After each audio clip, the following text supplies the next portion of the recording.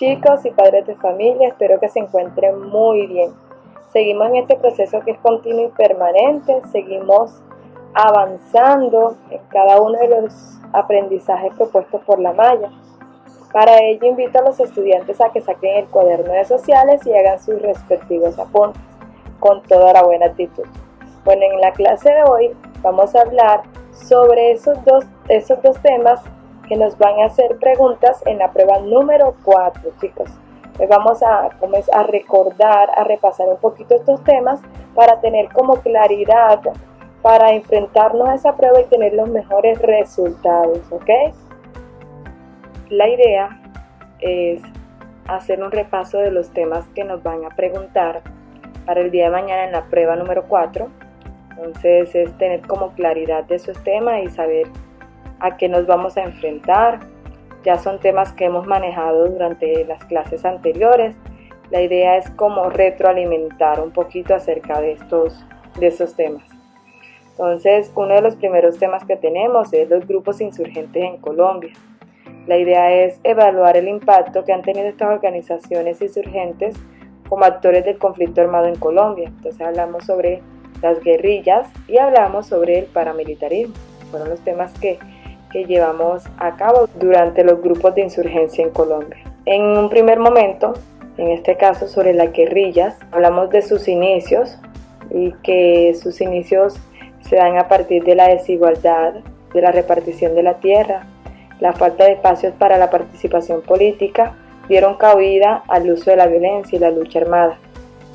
Un método que en los años siguientes se fue reforzando con la irrupción del narcotráfico, el narcoterrorismo, la presencia de nuevos actores políticos y armados en un contexto como es el de la Guerra Fría y guerra contra el terrorismo, que ha ido transformándose en el conflicto en una razón de ser y métodos de subsistencia, con ánimo de estar siempre ahí. También se habló sobre esos grupos, unos antecedentes, han justificado el uso de la violencia por considerarlo el único método para poder transformar la sociedad y con la intención de no permitir cambios considerados como ilegítimos. Dentro de esos antecedentes se había mencionado sobre la violencia bipartidista de los años 30, años 40, el Bogotazo en 1948 con la muerte o el asesinato de Jorge Eliezer Gaitán y el Frente Nacional como una coalición política entre liberales y conservadores para hacerle frente a esa violencia y tener aún más el poder de estos partidos tradicionales. También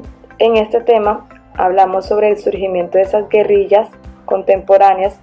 La primera que les había mencionado fue la FARC, el Ejército Popular también conocida. Nace como un grupo de autodefensa campesina de ideología marxista-leninista, cuya estrategia militar ha sido principalmente la lucha de las guerrillas en el monte. El ELN nace en el 65 con una influencia de la Revolución Cubana. El EPL, que nace en 1966, es una ideología marxista-leninista mahomista vinculado al Partido Comunista, tiene unos ideales de la Revolución China. Y tenemos el M-19 como una organización guerrillera urbana, nacida a raíz de las elecciones presidenciales, al fraude de las elecciones presidenciales el 19 de abril de 1970. Otro tema para tener en cuenta fue el paramilitarismo, para tener en cuenta esa prueba que nos vamos a enfrentar en el día de mañana. Entonces nace en la década de los años 80 del siglo XX el paramilitarismo como una estrategia para contrarrestar a esa guerrilla, ¿cierto? Es una política que no ha sido reconocida como tal por parte de los distintos gobiernos, pero que hubo mucha relación con ellos. Entre los antecedentes hablamos de que el paramilitarismo invadió las distintas estructuras del poder estatal en la perspectiva de configurarse como un proyecto político, militar, social y económico de alcance nacional, originado según sus métodos como una respuesta al exceso de las guerrillas que existían en su momento en Colombia, o que hoy en día tenemos fracciones de esas guerrillas todavía, pero nacen con el fin de contrarrestar la guerrilla, pero también se vuelve un problema en Colombia, porque hacen lo mismo, porque desplazan, porque matan, porque hacen masacres, ¿sí? Hacen asesinatos selectivos.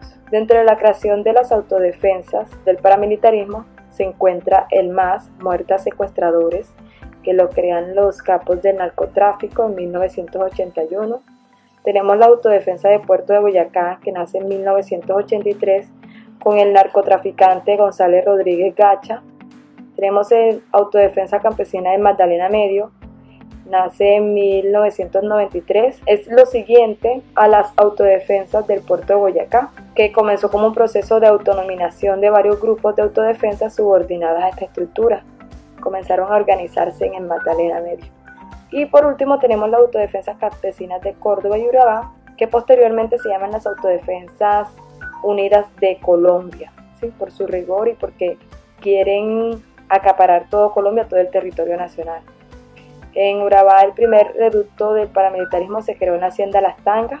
Estamos hablando de esa creación, se da entre las fronteras de Urabá y Córdoba en los años 1980, bajo el nombre de los tangueros. Estos perpetran varias masacres y buscan dominar completamente, tener control del territorio colombiano. Estas autodefensas que se crean ya Autodefensas Unidas de Colombia el 18 de abril de 1997, buscan en las prácticas una federación de grupos regionales cuya presencia en el territorio del país experimentó un crecimiento sin precedentes.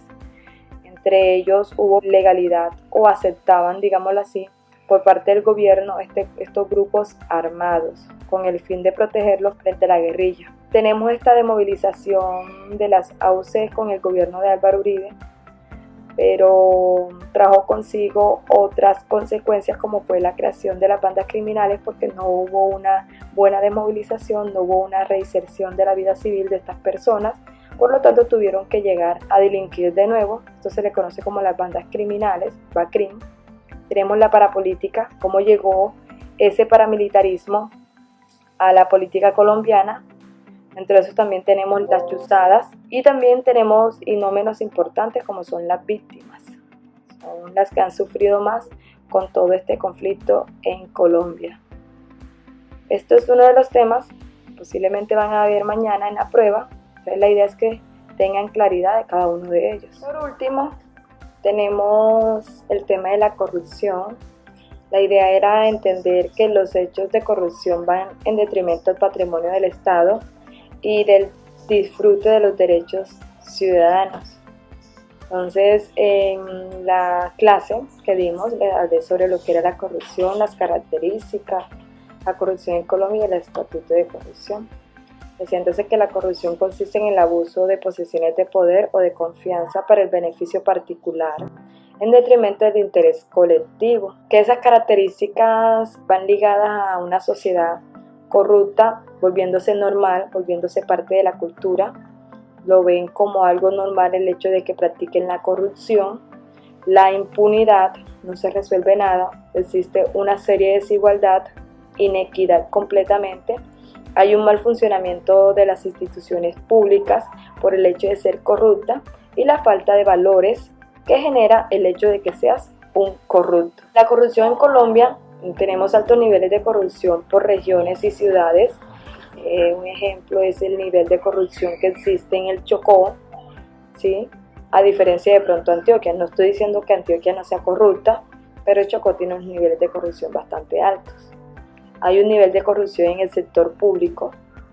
Esos corruptos en ocasiones pueden ser los funcionarios públicos, los mismos políticos, las mismas personas que practiquen la corrupción, los mismos civiles.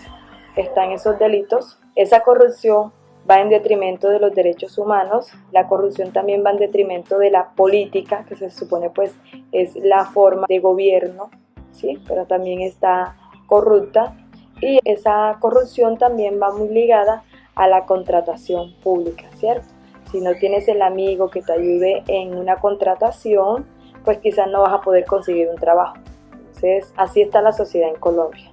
Una corrupción de altos niveles. Pero también existe un estatuto, una ley, o que vaya en contra de la corrupción. Se le llama el Estatuto de Anticorrupción, con la Ley 1474 del 2011. Ella busca detectar delitos de corrupción. El estatuto estableció varios lineamientos o entes que puedan controlar y vigilar estos actos de corrupción, como es la Fiscalía, que va en cabeza del fiscal general, y que este podrá designar agentes encubiertos para descubrir las infracciones o defraudaciones. Bueno chicos, espero que hayan podido entender el tema. La idea es que tengan claridad para el día de mañana y se puedan enfrentar a la prueba con total confianza de que se dieron los temas y que ustedes pudieron entenderlos.